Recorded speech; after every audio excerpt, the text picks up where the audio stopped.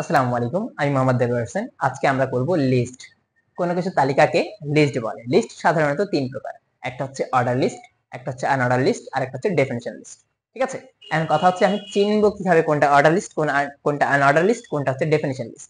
যদি কোনো তথ্য তুমি গণনা করতে পারো, যেমন 1 2 3 অথবা মনে করো এ বি সি, এগুলো আমরা যদি গণনা করতে পারি, অথবা স্মল লেটার হতে পারে, তাই না, অথবা রোমান সংখ্যা হতে পারে, তো এগুলা হচ্ছে আমাদের অর্ডার লিস্টের অন্তর্ভুক্ত। অর্ডার লিস্টকে ও এল দ্বারা প্রকাশ করা হয়ে থাকে। ঠিক আছে, এটা মাথায় রাখবেন। অর্ডার লিস্টে কি দ্বারা প্রকাশ করা হয়ে থাকে? ও এল দ্বারা প্রকাশ করা হয়ে থাকে। যদি কোনো তথ্য প্রতীকের মাধ্যমে থাকে, হ্যাঁ, প্রতীকের মধ্যে থাকে, তাহলে আমরা সেটা হবে আনঅর্ডার লিস্ট। আনঅর্ডার লিস্টকে ইউএল দ্বারা প্রকাশ করা হয়ে থাকে। ঠিক আছে, এটা মাথায় রাখবা। আনঅর্ডার লিস্টকে ইউএল দ্বারা প্রকাশ করা হয়ে থাকে। আর যদি একটা তথ্যকে অন্য তথ্য বর্ণনা করছে, তাহলে সেটা হবে ডেফিনিশন লিস্ট। যেমন মনে করে লেখা আছে স্টাডি, তারপর অনেকগুলো সাবজেক্টের নাম দেওয়া আছে, এক্সাম দেওয়া আছে, তারপর দেওয়া আছে পিএসসি জিএসসি, এরকম দেওয়া আছে। মনে করে লেখা আছে ফুড লেখা আছে, তারপর অনেকগুলো খাবারের নাম দেওয়া আছে। তাহলে এই ধরনের তথ্য যদি থাকে, তাহলে সেটা হচ্ছে আমাদের ডেফিনিশন লিস্টের অন্তর্ভুক্ত। তাহলে চলো আমরা আজকে থেকে শুরু করি অর্ডার লিস্টে কিভাবে করতে হবে। প্রথমে আমরা অর্ডার লিস্ট থেকে শুরু করব। আচ্ছা, এখানে আমরা দেখতে পাচ্ছি একটা তথ্য যেটা দেওয়া আছে, বাংলা, ইংলিশ এবং আইসিটি দেওয়া আছে, যে স্টেপ বাই স্টেপ করে দেওয়া আছে। এই তথ্যগুলো আমরা গণনা করতে পারছি। গণনা করতে পারলে সেটা আমাদের অর্ডার লিস্টের অন্তর্ভুক্ত হবে। ঠিক আছে, যে কোনো তথ্য তুমি যদি গণনা করতে পারো, সেটা অর্ডার লিস্টের অন্তর্ভুক্ত হবে। ঠিক আছে, তো আমি প্রথমেই লিখলাম HTML, তারপর আমরা লিখবো বডি। যেহেতু অর্ডার লিস্ট ছিল, এই জন্য আমরা লিখবো OL। এখন লক্ষ্য করার বিষয়, আমি কিন্তু প্রথমেই বলেছিলাম 1 2 3 থাকতে পারে, তাই না, অথবা ABC থাকতে পারে, অথবা স্মল লেটার A থাকতে পারে। তো আমরা কোনটা ব্যবহার করছি? আমরা ব্যবহার করছি প্রথমেটা, অর্থাৎ OL টাইপ ইকুয়াল 1 ব্যবহার করছি। তো আমরা যেহেতু 1টা ব্যবহার করছি, এই জন্য আমাকে লিখতে হবে এখানে টাইপ, অর্থাৎ কোন ধরনের। আমি টাইপ লিখলাম 1, মানে কি আমি 1 2 3 এর ধরনটা আমি ব্যবহার করছি। ঠিক আছে, এই জন্য আমরা লিখলাম OL টাইপ ইকুয়াল 1। তার মানে তুমি 1 2 3 এর যে ধরনটা আছে তুমি সেটা ব্যবহার করবা। আমি টাইপ ইকুয়াল 1 লিখে দিলাম, তাহলে আমার সব তথ্যগুলো কি হবে? 1 থেকে কাউন্ট করা শুরু হবে। আমি প্রথম লাইনের জন্য আমাদের প্রত্যেকটা লাইনকে বলতে হয় লিস্ট বা লিস্ট আইটেম। হ্যাঁ, তো আমি এলআই লিখবো, যা দেওয়া আছে সেটা লিখবো, এবং পরবর্তীতে এলআইটা ক্লোজ করব। ঠিক আছে, এখন আমি 1 যখন বলে দিলাম, তো প্রথম লাইনে 1 কিন্তু ডিফল্ট ভাবে চলে আসবে।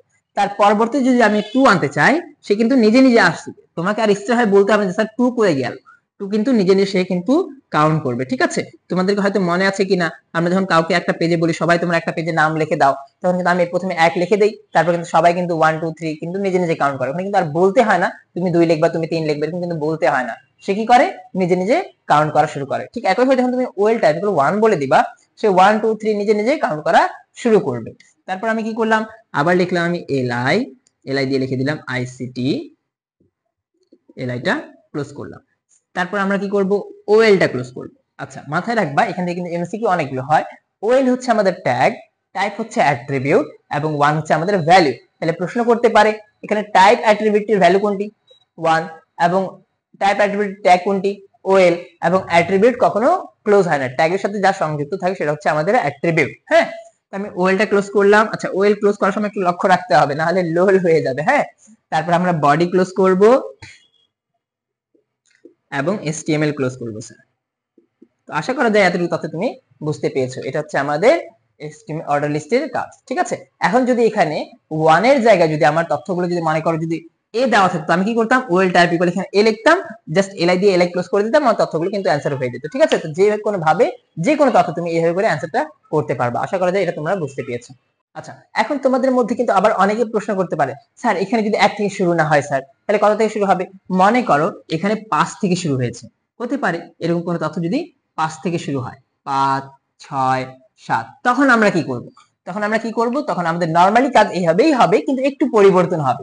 দেখো, ওএল টাইপ ইকুয়াল 1 আমরা ঠিকই লিখবো, কিন্তু কত থেকে শুরু হয়েছে আমাদের? তথ্য কিন্তু আমাদের 5 থেকে শুরু হয়েছে, তাহলে আমরা লিখবো স্টার্ট ইকুয়াল 5। যেহেতু 5 থেকে শুরু হয়েছিল, এজন্য আমরা এখানে স্টার্ট ইকুয়াল 5 লিখেছি। আচ্ছা, লক্ষ্য রাখবা স্টার্ট অ্যাট্রিবিউটের ভ্যালু কখনো সর্বদা, কিন্তু এটা মাথায় রাখবা, স্টার্ট অ্যাট্রিবিউটের ভ্যালু সর্বদা সংখ্যায় হয়ে থাকে, অন্য কোনো তথ্যে হবে না। তুমি চাইলে এখানে 7 যে কোনো মান তুমি লিখবা, কিন্তু সেটা সংখ্যায় হবে, কখনো অন্য কোনো মানের মধ্যে আসতে পারে না।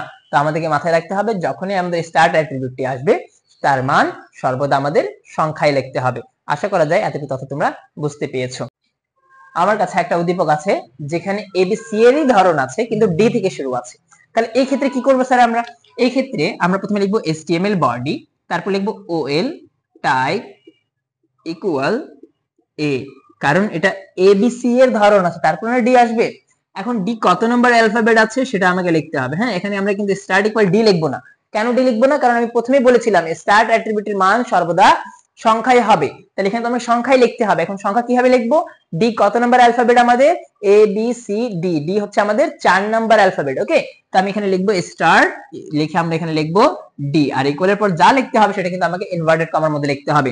প্রত্যেকটা লাইনকে আমাকে বলতে হয়ে থাকে LI, LI লিখে আমরা লিখবো HSC, LIটা ক্লোজ করব, আবার লিখবো LI SSC, LIটা ক্লোজ করব, আবার লিখবো LI JSC, LIটা ক্লোজ করব।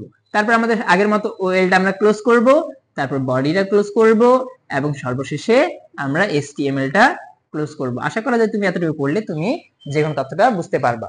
ভালো থাকো, সুস্থ থাকো, ধন্যবাদ।